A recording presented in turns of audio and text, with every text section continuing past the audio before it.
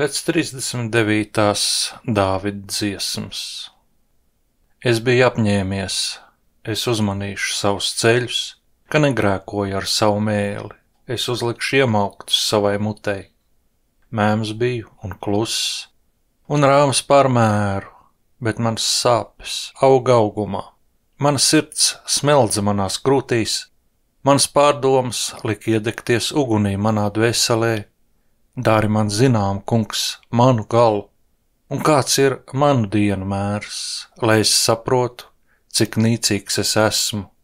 Redzi, tu manas dienas esi licis sprīža garumā, un mana mūža ilgums nav it nekas tavā priekšā. Tikai vēja pūsmi ir cilvēks savās mūža gaitās. Cilvēks staigā kā ēna, un nieku dēļ viņš raizējas. Viņš krāj mantu kaudzē, bet nezinu, kam tā būs.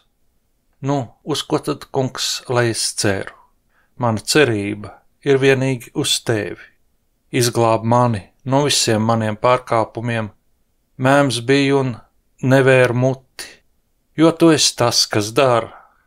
Tavs rokas smagums mani iznīcinās.